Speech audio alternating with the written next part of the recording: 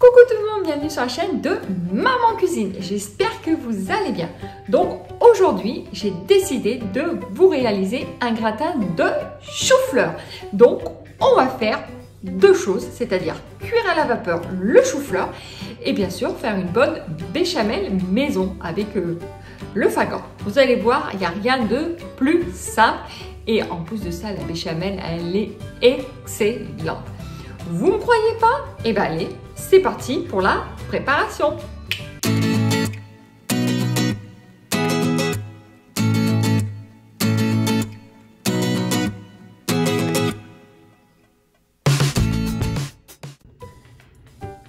Pour réaliser votre gratin de chou-fleur, vous aurez besoin d'1 kg de chou-fleur.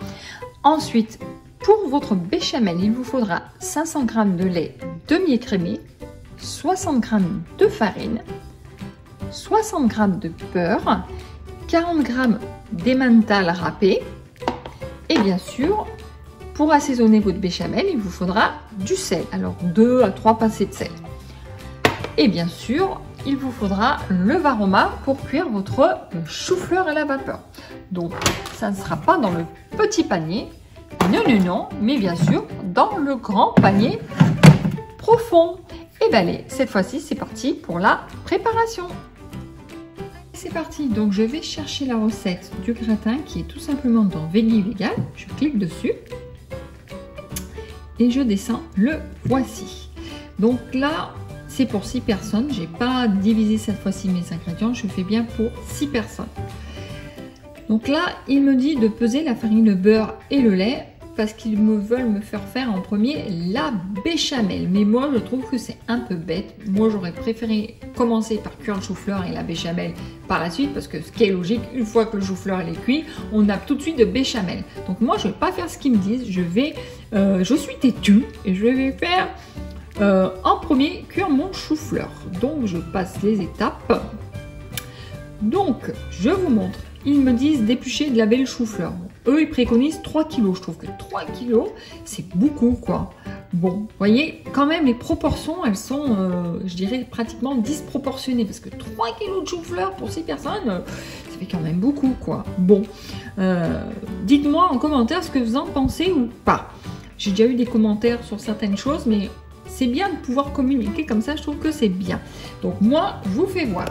Mon chou-fleur, j'ai déjà préparé dans le varoma profond. Voilà. Donc, je vais vous montrer. À peu près, l'île d'eau, c'est ici. Donc, on va mettre entre les deux. Allez, même on va mettre jusqu'à 2 litres. C'est pas bien grave. Ok? Donc, je remplis ma cuve jusqu'au trait numéro 2. Et après, on met le chou-fleur en cuisson. À tout de suite. Ça y est, donc j'ai mis l'eau au deuxième trait. Et bien maintenant, on va mettre en route le chou-fleur. Je mets en premier donc mon couvercle. Alors comme vous voyez, bien sûr, il ne faut pas mettre le bouchon parce que sinon la vapeur ne pourrait pas s'échapper, donc ne pourrait pas cuire votre chou-fleur. Voilà. Je pose simplement le chou-fleur comme ceci dessus. Et bien sûr, je n'oublie pas de mettre le petit couvercle comme ceci. Voilà. Allez, c'est parti. Donc lui, il me dit, eh bien, donc tout placé dans le grand panier vapeur, ok. Donc 1 litre d'eau, vous pouvez le peser, mais bon, moi je l'ai mis directement parce qu'à force de faire du chou-fleur en vapeur, je sais à peu près l'eau qu'il faut. Ok. Et là, 120 degrés, vitesse 1. Pas besoin de changer la vitesse, je le précise, de la lame. On laisse bien en vitesse 1 et 30 minutes. Allez, c'est parti, on se retrouve tout à l'heure. Ça y est, mon chou-fleur est cuit. Donc, voyons voir ce que ça donne. Est-ce que la cuisson est bien? Nickel. Non, parfait. Donc, eh bien, je vais enlever mon chou-fleur, vider l'eau de ma cuve et on se retrouve eh bien, pour la béchamel. Oui, avant d'enlever l'eau, je voulais vous faire voir, vous voyez, j'avais mis 2 barres, bah, ça n'a pas bougé. Pourtant, ça cuit à 120 degrés pendant 30 minutes. Voilà, c'était juste ça. Allez, maintenant je débarrasse et on attaque la béchamel. Cette fois-ci, c'est parti pour la béchamel. Donc, on recommence. J'ai mis dès le début j'ai remis à 0. Donc, il me dit de peser la farine. Ok. Là, je vais le peser directement devant vous. Donc, 60 g de farine. C'est parti. Ok. Ensuite, donc, je vais tarer. Donc, mon beurre. Je n'ai pas besoin, je l'avais déjà pesé. Donc, je vais le mettre dedans. Voilà. Et ensuite, 500 g de lait. On est parti.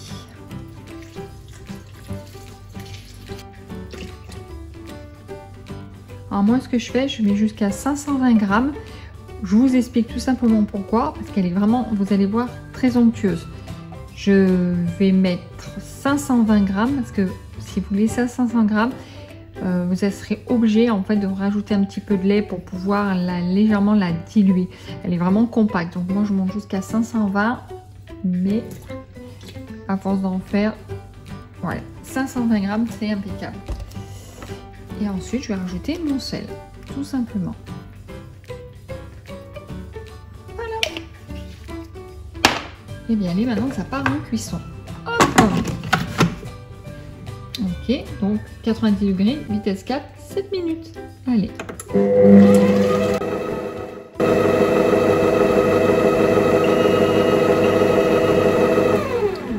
Ça y est, ma béchamel est finie. Donc, voyons voir ce que ça donne dans l'ensemble. Elle est vraiment super belle. Je vais vous faire voir. Regardez-moi ça. Elle est pas super belle. Vous voyez, elle est légèrement onctueuse, crémeuse. Vous voyez, ça n'a pas accroché au fond. Là, c'est parfait. Elle n'est pas trop épaisse. C'est pour ça que j'avais mis 520 g. C'est vraiment la texture, je dirais, parfait pour napper mon gratin de chou-fleur.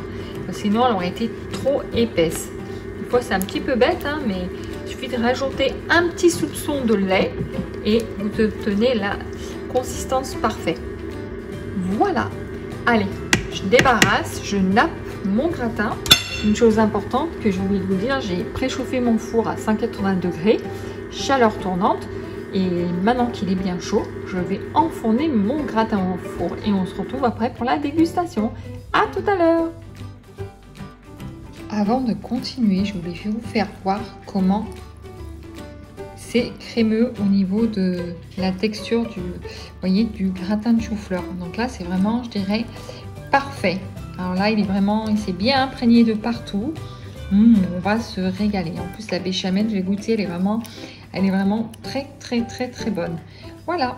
Vous voyez, j'ai plus qu'à mettre le fromage par-dessus au four, gratiné, et on va se régaler tout à l'heure. Allez. Ça y est, je viens de sortir à l'instant mon gratin de chou-fleur. Regardez-moi comme il est beau, avec sa petite croûte, enfin sa grosse croûte gratinée. Et bien maintenant, on va passer à la dégustation. Miam miam.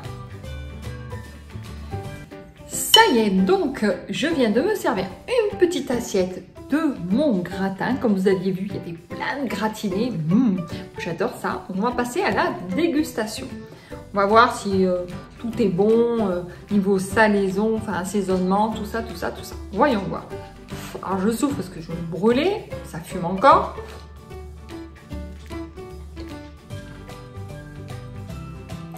Super fondant en bouche. Il est vraiment bien cuit le chou-fleur. Ça, on l'avait déjà vu à la cuisson. Il est vraiment très, très bon en bouche. Voilà. Je vais prendre un bout de gratiné, j'adore ça. Je suis comme les enfants. Voilà. Un petit bout de gratiné. Je vais pas prendre un gros morceau. Regardez ça. Je ne sais pas si on voit bien.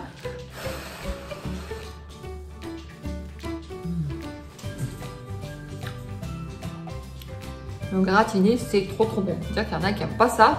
C'est super bon. Bon, bah écoutez, c'est une bonne réussite ce gratin de chou-fleur. Donc, si ma recette vous a plu, eh bien n'hésitez pas à la reproduire. Comme vous avez vu, c'est super simple à faire. Il n'y a pas grand-chose à faire. Voilà. En tout cas, moi, enfin, vous pouvez même faire du brocoli, hein, si vous aimez bien avec le brocoli. En tout cas, je vous dis à très bientôt sur la chaîne de Maman Cuisine. Je vous dis quoi d'autre? Plein de gros bisous. N'oubliez pas de liker ma vidéo. Et puis, je vous le dis pas, hein, vous savez toujours qu'il faut vous abonner à ma chaîne si le cœur vous en dit. Je pose mon assiette. En tout cas, je vous dis à très bientôt et portez-vous bien et plein de gros bisous. Bye bye!